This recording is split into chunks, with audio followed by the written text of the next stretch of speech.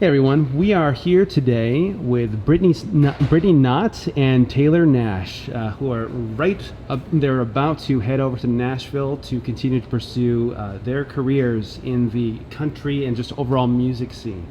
How are you guys doing today? We're doing great. Thanks for having us. Sweet. No, thank you so much for coming. You guys have had a hell of a trip so far in your careers, and what's it been like after graduating from the recording school?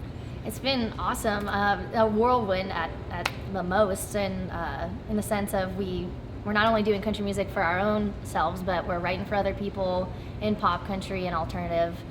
We opened up our own studio after graduation, so we've been producing and writing out of there, which has been great.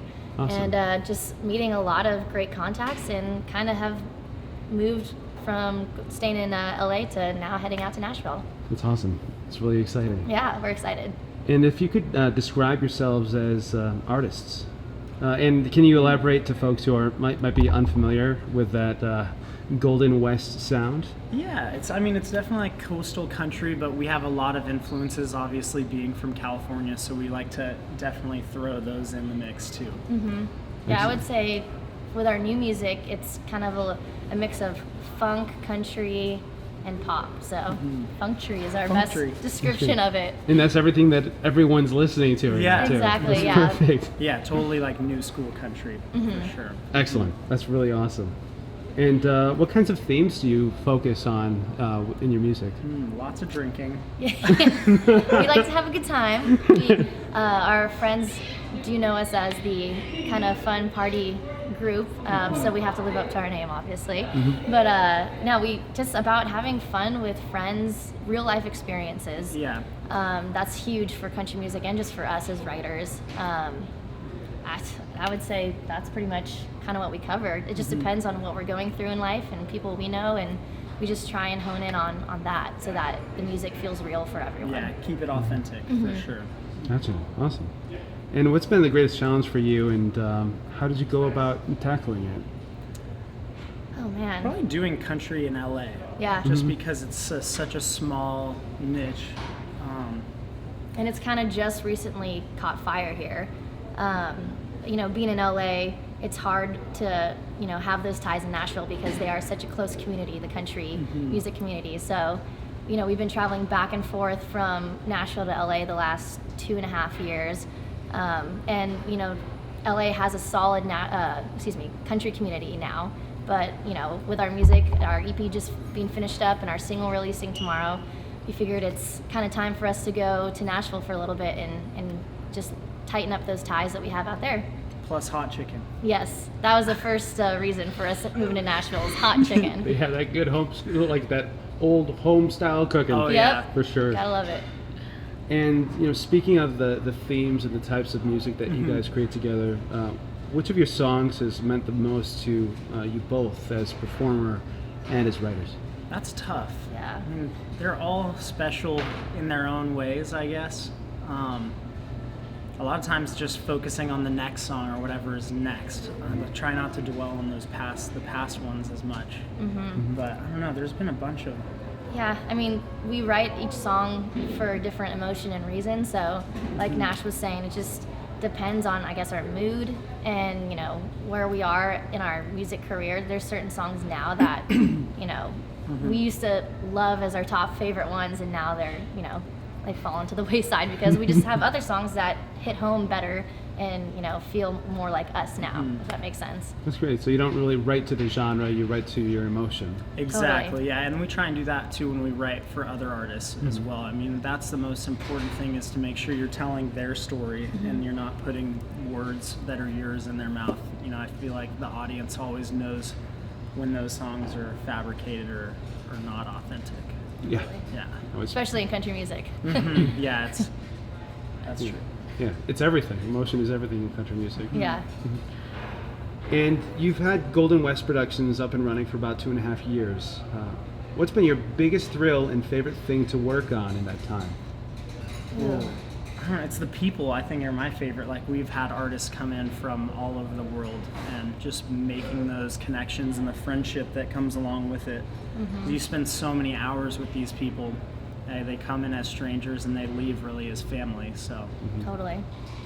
I would agree with Nash on that one, 100%. I mean, like he was saying, every artist that we've worked with, we're friends with now, and you know, they're family to us. And whether they come over to write again or just barbecue, you know, we still keep in touch with every single one of the artists that we've worked with, which is cool.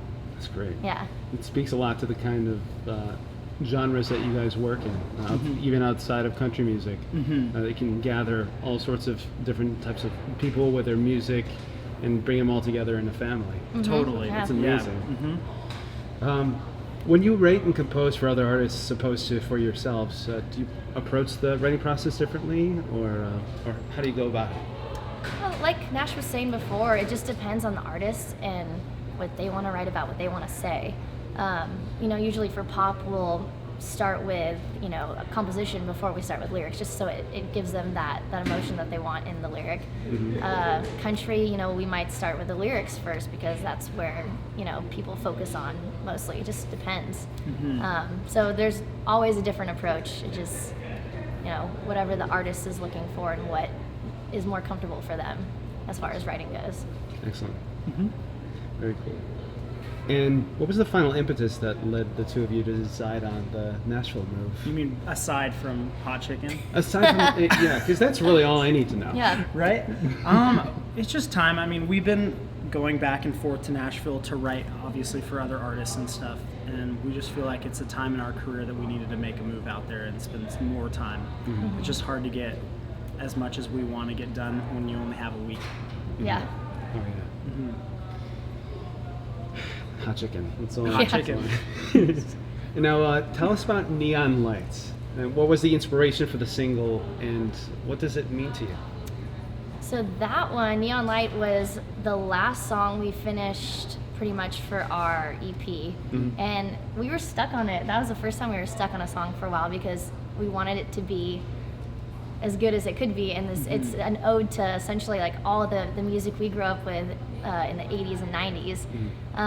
And it's just a fun song. We wanted people to dance to and you know, have a good feeling. And so far, everyone that's listened to it has told us it just makes them want to dance. So I think we got through on that end of it. But yeah, it's just a fun song. Really, that's all it is. And what were you guys stuck on in the process of making it? There's a lot of song references, and it's just like making them all fit together to where it like told a story, I guess. Yeah. That was tough, and we finally made it work. Yeah. That's awesome. And do you see Neon Lights as being a kind of watershed single, since it comes out right before you move to Nashville, and will be the last single you will release before Nashville potentially? And do you think it'll influence your signature sound? I don't think so. I think that our music really comes from us. So that I don't think really where we do it is going to change that. You might get some more inspiration from other artists and living in Nashville as opposed to Los Angeles country music. But no, I mean I would say it's more of like an appetizer to the main course. It's not something that's going to get lost in the wayside. I think it's just going to be that initial like, hey, this is Golden West and our sound.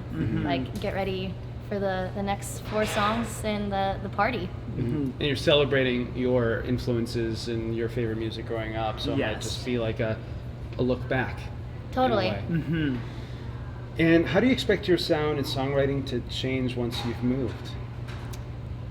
Kind of piggybacking on what we were just saying, it'll be interesting to see how it evolves. But like Nash was saying, we have our sound that no matter where we are, we're going to pull out of that.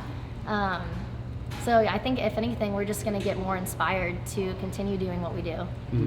Yeah, and working with new people too. I mean, we learn new things every day from other artists or other producers. So definitely, I would say that stuff will influence it, but I don't think it'll change who we are as artists. Yeah, it seems like different genres have different specialties. Like you can learn so much like hip hop when it comes to like, especially like beat development. Oh, totally, yeah. And how EDM, everything's kind of influencing each other when it comes to genre, and it's bending, and especially in the 21st century and where we are right now. Everything's kind of melting together, which is cool. It's cool to see. We love it because then we don't have to feel so confined in the creativity side of it. Right, you know? don't need to pigeonhole yourself. Exactly. Yes. Which is fun as songwriters. Yeah. Yeah. And let's see. Let's say one day you have carte blanche to put out any kind of music with a guarantee that it will be received well, both critically and commercially. What type do you think it would be? K-pop. Oh, I was gonna go with yodeling. Yodeling too. Mm-hmm. Yeah, man. Honestly, Do- I mean that's the dream, right? That's but I think we kind of already do a little bit of everything. I think it'd just be exciting knowing that people would listen to it. Yeah. That's he said it best. We write for pop, alternative, and country for the most part, and those are three of our favorite and most influential genres that we listen to. So just the fact that we might be able to continue doing that at a bigger and faster pace is just what we're excited for. Yeah, and what I'm really hearing too is that you're writing from the heart and from what's emotionally, it's very genuine. So it sounds like your creation will just be what it is that you're already doing it in a way. You're already making things that you feel are part of yourselves and spreading them around. So it's phenomenal. Thank you. Thank you. Thanks. Yeah, we're excited. Yeah, I'm excited for you. And your work is not currently available on your website or SoundCloud. Is there any way that, or where that folks can listen to any of your previous work or watch any music videos of yours? Our single Neon Light will be on all of our, social media tomorrow, the 10th when it comes out. We'll have it on Spotify, Apple Music, iTunes, on our website. As far as music videos, we'll have one coming up for that in the next few weeks. Good. And as we start releasing more music, we'll have more videos to go with that as well. Excellent.